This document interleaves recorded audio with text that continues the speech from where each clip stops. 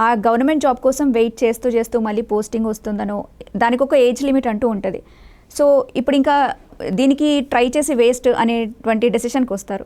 సరే వేరే ప్రైవేట్లో ఏదైనా వెతుక్కుందామని అనుకున్నప్పుడు వాళ్ళకి ప్రాపర్ ఏజ్ ఉండదు, ఎవరు ఒప్పుకోరు. సో వాళ్ళు ఎటు సైడ్ వెళ్తే బెటర్ అంటారు.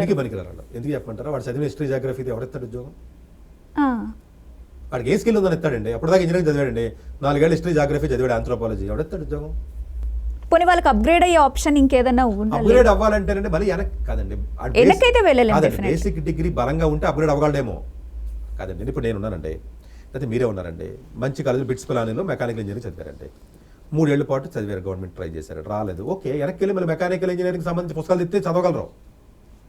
మీరు కొంచెం మంచి కాలేజీలో మంచి డిగ్రీ చదివారు కదా, మళ్ళీ ఏ ఫారెనో ఏదైనా ఏఎంఎస్ ఏ జిఆర్ఈ రాసుకుని ఏఎంఎస్ పోతారు, లేదా క్యాట్ ఎగ్జామ్ రాసి ఎంబీఏకి పోతారు.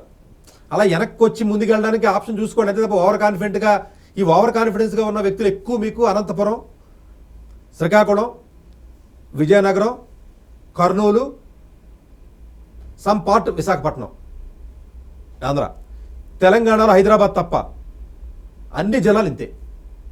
వీళ్ళకి పిచ్చి. అది అంటే ఫూలిష్నెస్ అనుకోవాలా, లేకపోతే వాళ్ళ మీద ఉన్న సెల్ఫ్ కాన్ఫిడెన్స్ అనుకోవాలా? వాళ్ళకి తెలియనోడికి కాన్ఫిడెన్స్ ఎక్కువ ఉంటుంది. మీకేం తెలియదు అనుకోండి, ఏముంది ఈజీ అంటారు. తెలిసినోడు కాన్ఫిడెన్స్ ఉండదు, ఆలోచిస్తాడు, ఆడికి కాన్ఫిడెన్స్ ఉంటుంది. బాగా తెలిసినోడికి, అంత పర్ఫెక్ట్గా ఉన్నాడు కాన్ఫిడెంట్ ఉంటుంది.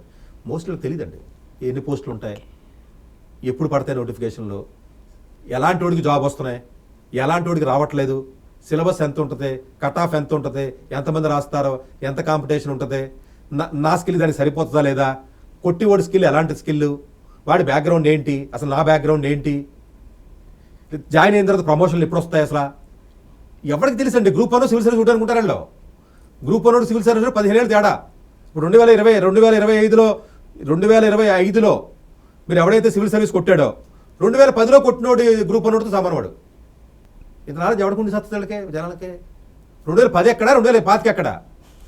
అంటే 2010లో కొట్టిన గ్రూప్ 1 2025లో రాసిన సివిల్ సర్వీస్ కొడితే ఆడిట్ ఒకటే. కన్ఫర్డ్ ఐఏఎస్ ఐపీఎస్ అంటారంటే, అంటే పోస్ట్ అంటారు తప్ప దాని లోపలికి వెళ్తే 20 ఏళ్ళ దాకా ప్రమోషన్ ఎవరు? ఇప్పుడు ఏపీ ట్రాన్స్కో అని జాయిన్ అయ్యారు చాలా మంది ఎలక్ట్రికల్ వాళ్ళు, మా ఫ్రెండ్స్ కూడాను.